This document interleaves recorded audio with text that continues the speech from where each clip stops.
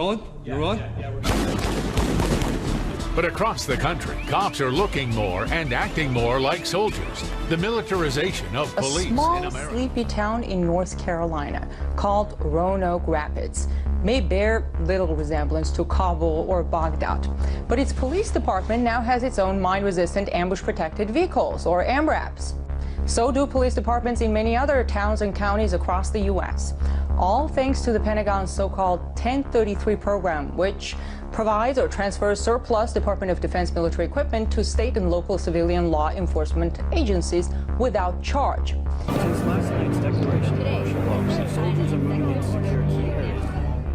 About the small people, and we care about the small people.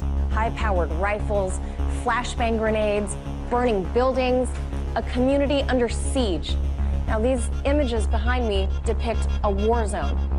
But this is actually Ferguson, Missouri, a Midwestern town of about 23,000.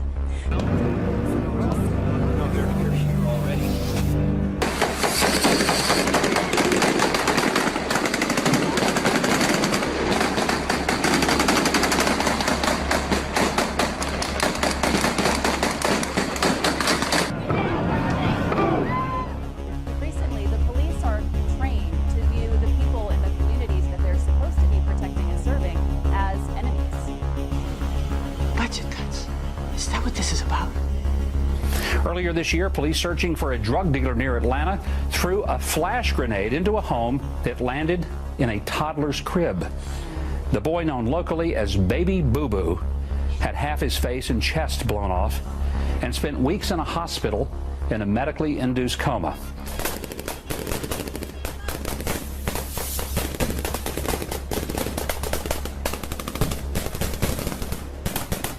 Trust.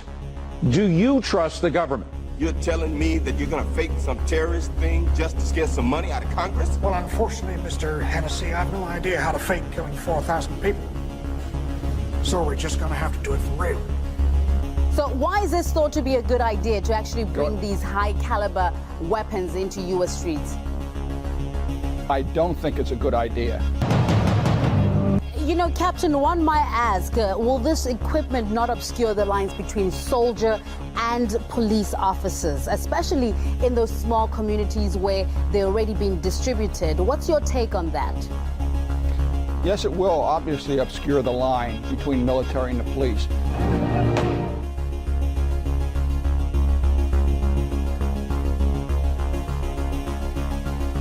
A woman in Evansville, Indiana, has sued the city's police department after its SWAT team smashed through her front door and threw flash grenades in her home just to serve a search warrant 2 years ago.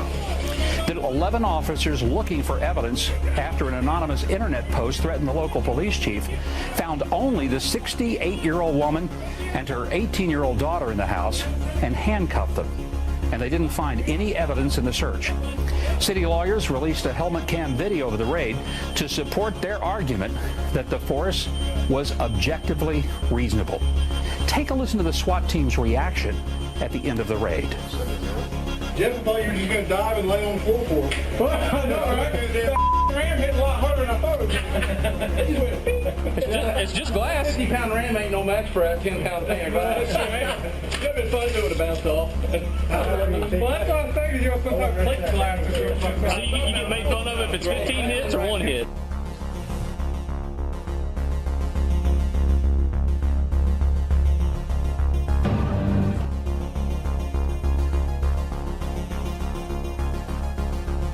Well, some police officers have said that it's necessary to have these kind of equipment come in, especially if you're covering a protest and it gets out of hand. Police officers are sometimes injured or shot, and so they think that in some ways it is a good idea to have them there.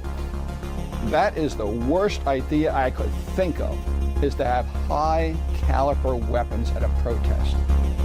Think of Kent State, where they shot so many and killed so many innocent people.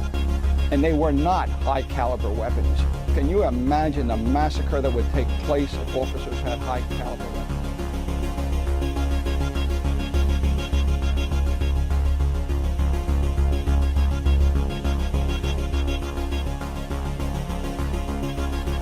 What happens to the equipment then at that point? What do you think should happen to that equipment that's being brought back home?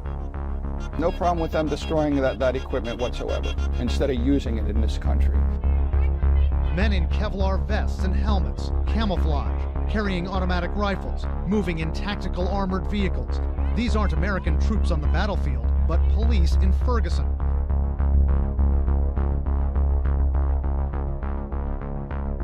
I want to let you know that corporate America is involved in this. This is a major money market. They will sell this high equipment. The repair, the maintenance for this will come from taxpayers' money. Corporate America will make billions off of this equipment. You heard of the prison industrial complex. You heard of the military industrial complex. Corporate America now wants to make a police industrial complex where they'll make billions off of police departments.